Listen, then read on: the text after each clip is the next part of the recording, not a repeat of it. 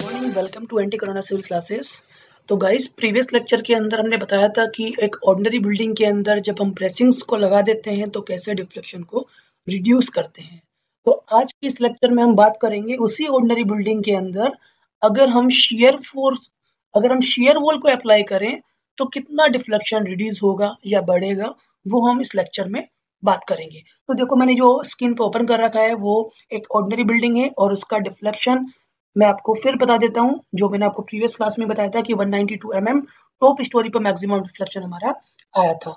वहीं हमने जब ब्रेसिंग्स को लगाया इसी स्ट्रक्चर के अंदर मिड चारों साइड मिड में जब हमने ब्रेसिंग्स को अप्लाई किया तो हमारा डिफ्लेक्शन 60 mm रिड्यूस हो गया, लगभग 32% डिफ्लेक्शन रिड्यूस हो गया। अब हम बात करते हैं कि शेयर वॉल को जब हम लगाएंगे तो कितना डिफ्लेक्शन रिड्यूस होगा। ठीक है, तो उसके लिए हम जाते हैं मॉडलिंग के अंदर और यहाँ पर मैं न्यू फाइल ले लेता हूँ या फिर सेवेज कर लेता हूँ इसी फाइल को, ताकि मुझे बाकी जो प्रॉपर्टीज है वो सेम रहे, सिर्फ और इसके अंदर हमें शेयर वॉल अप्लाई करना रहेगा। तो G+10 structure earthquake resistance building share wall के साथ हम बना रहे हैं। ठीक है, तो यहाँ मैंने लिख दिया शेयर वॉल और इसको सिंपली हम सेव कर देते हैं।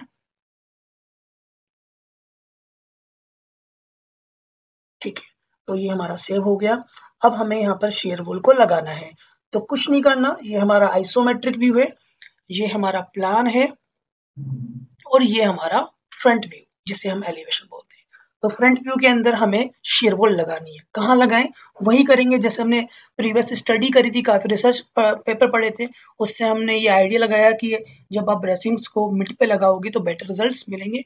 इसी तरह से हमने शेयर वॉल की भी लोकेशंस की स्टडी करी और हमने वहां पर ये पाया, जब शेयर वॉल को भी अगर आपका सिमेट्रिक स्ट्रक्चर है तो मिड पे लगाओगे तो बेटर रिजल्ट्स मिलेंगे। तो यहाँ पर भी हम शेयर वॉल को मिड पर लगाएंगे। तो यहाँ पर सरफेस मैशिंग का यूज करके मैं यहाँ पर एक शेयर वॉल को रेडी कर रहा हूँ। ठीक है,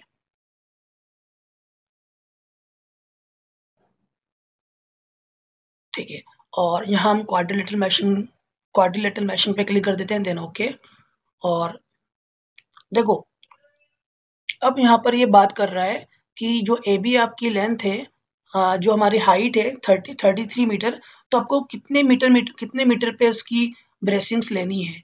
तो हम क्या करते हैं, मतलब एक तरह से नेट वो होती है। ठीक है, मतलब शेयर वॉल लेनी है तो कितने फाइनाइट एलिमेंट हम उसके रेडी करें। तो 33 मीटर उसकी हाइट है, तो हम 33 पार्ट्स उसके कर देते हैं, है ना। मतलब मैशिंग हम ले रहे हैं 33, मतलब 1 मीटर पर ईच मशीन हमारी आ जाएगी। ऐसी हमारी जो विड्थ थी उसकी, और विड्थ हमारी 6 मीटर की थी। ठीक है, 6 मीटर की विड्थ पर हम मैशिंग को लगा रहे हैं, तो यहाँ पर भी मैं कर देता हूँ 6 डिवीजन। ठीक है, अगर उसकी विड्थ 6 है तो 1 मीटर की लेंथ पर एक मैशिंग हमारी आ जाएगी। इसी तरह से 33 में भी हम 33 डिवीजन कर देते हैं, और मतलब मैं पर मीटर पे एक मैशिंग का यूज कर रहा हूँ, हम ये बोल सकते हैं पर स्क्वायर मीटर पे एक मैशिंग का हम यहाँ पर यूज कर रहे हैं। इसको हम अप्लाई कर देते हैं, इसको हम ओके कर देते हैं। देखो, ये आपको मैशिंग नजर आ गई, क्योंकि इसकी जो हाइट थी वो 33 मीटर थी और इसकी जो विड्थ थी वो 6 मीटर थी। तो हमने पर मीटर पे एक मैशिंग ले ली, तो हम कह सकते हैं 1 स्क्वायर मीटर पे हमारी एक मैशिंग ये आ गई। ठीक है, इस तरह से। और आप चाहो तो इसको 0.5 पे भी ले सकते हो, आपके ऊपर डिपेंड करता है आप कितने एक्यूरेसी से इसके रिजल्ट्स चाहते हो। ठीक है, अब हम दूसरी साइड्स पे जाते हैं, विड्थ वाली साइड पे। यहाँ पर भी हम सेम वही प्रोसेस करेंगे, जनरेट सरफेस मैशिंग पे जाएंगे और यहाँ पर हम सिंपली इन चारों साइड्स पे क्लिक कर देंगे और यहाँ पर भी हम क्वाड्रिलेटरल मैशिंग पे क्लिक करेंगे, देन ओके। और यहाँ पर भी हम 6 डिवीजन कर देते हैं, यहाँ भी हम 6 डिवीजन कर देते हैं। यहाँ लेंथ हमारी 10 है, तो 10 का मतलब क्या हो गया, सॉरी 33 है ना लेंथ, तो यहाँ 33 डिवीजन।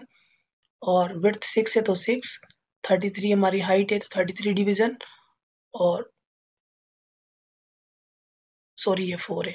ठीक है, अगर लेंथ 4 है, 33 है तो 33 डिवीजन, 4 है तो 4, 33 है तो 33, 4 है तो 4, मतलब पर स्क्वायर मीटर पे हम एक मैशिंग यहाँ पर भी यूज कर रहे हैं विड्थ वाइज। इसको भी हम अप्लाई एंड ओके कर देते हैं। ठीक है, तो ये मैशिंग बन के हमारी रेडी हो गई। इससे हम आइसोमेट्रिक व्यू में भी चेक कर सकते हैं। अब मैं चाहता हूँ कि बाकी साइड्स पे भी ये मैशिंग शो हो जाए सेम एज इट इज। तो यहाँ हम क्या करते हैं, प्लेट कर्सर ले लेते हैं और प्लेट कर्सर से हम इस प्लेट को सेलेक्ट कर लेते हैं। देन हम जाते हैं ट्रांसलेशन रिपीट के अंदर और जेड के अंदर हम जाते हैं और 16 मीटर की लेंथ पर हम इसको चाहते हैं कि ये हमें मिल जाए। तो सिंपली हम इसको यहाँ से ओके कर देते हैं, तो दूसरी साइड पे भी हमें वो मैशिंग मिल जाएगी। ठीक है, और इसी तरह से लेंथ वाइज अगर आपको दूसरी साइड भी लेनी है तो इसको भी हम यहाँ पर सिंपली क्लिक करेंगे। देन हम जाएंगे ट्रांसलेशन रिपीट के अंदर और यहाँ पर भी हम वही करेंगे। एक्स के अंदर आपकी बार ले लेते हैं लेंथ 30 मीटर। ठीक है, और 30 मीटर की लेंथ में इसको हम ओके कर देते हैं, क्योंकि आपको पता है आपका प्लान जो है वो 30x16 का है ना। लेंथ जो 30 मीटर की है और विड्थ जो है आपकी 16 मीटर की है। ठीक है, तो जब मैंने लेंथ वाइज लिया तो उसको 30 मीटर पे कॉपी किया और जब विड्थ वाइज हमने शेयर वॉल को कॉपी की तो 16 मीटर की फॉर्म में उसको की। अगर आपने प्रीवियस लेक्चर नहीं देखे इससे पहले तो प्लीज आप प्रीवियस लेक्चर जाके देखिए, देन इसको देखिए, तब जाके आपको ये ज्यादा बेटर समझ आएगा। ठीक है, चारों साइड ही हमारे यहाँ पर देखिए शेयर वॉल शो हो रही होंगी। अब आप यहाँ क्या करते हैं, जनरल के अंदर जाते हैं और सिंपली हम यहाँ पर शेयर वॉल की प्रॉपर्टी को असाइन कर देते हैं। और शेयर वॉल की प्रॉपर्टी को असाइन किस तरह से करना है वो मैं आपको बता देता हूँ। आपको सिंपली थिकनेस पे क्लिक करना रहेगा। थिकनेस पे अब शेयर वॉल की थिकनेस कितनी लेनी है वो आपके ऊपर डिपेंड करता है। मैंने यहाँ पर ले ली 0.230 mm शेयर वॉल की साइज ले ली। अब इसको पूरे स्ट्रक्चर में अप्लाई करना है, तो हम प्लेट कर्सर से प्लेट्स को सेलेक्ट करते हैं, देन सिंपली इसको ठीक है।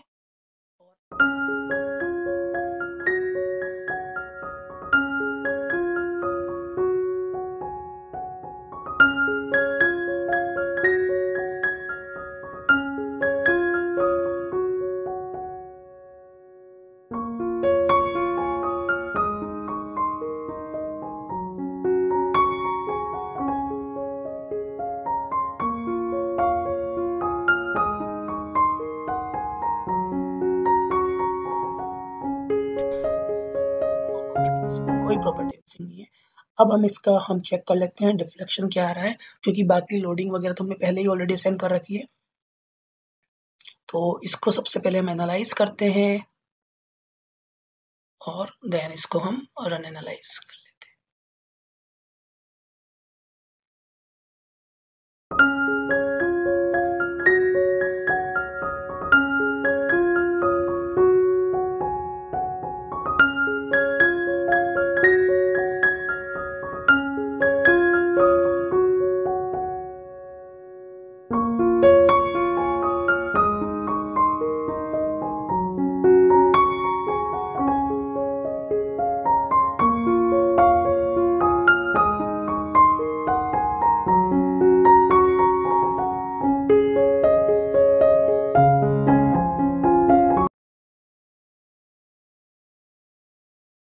तो यहाँ पर ये एनालाइज हो गया। देन हम जाते हैं go to post processing mode के अंदर और इसको हम अप्लाई एंड ओके कर देते हैं।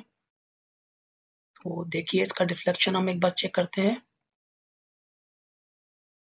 तो ये आपको इसका डिफ्लेक्शन शो हो रहा होगा। ठीक है, अब कितना डिफ्लेक्शन रिड्यूस हुआ उसकी हम यहाँ बात कर लेते हैं। तो सेम देर हम जाएंगे समरी के अंदर और समरी पे जब आप क्लिक करोगे तो देखो 72 mm।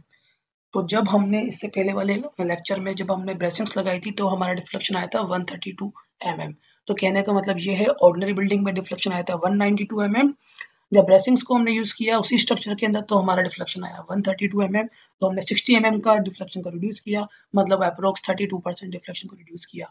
उसी स्ट्रक्चर के अंदर जब हम शेयर वॉल को इम्प्लीमेंट कर रहे हैं मिड के अंदर तो हमारा डिफ्लेक्शन आ रहा है 72 mm।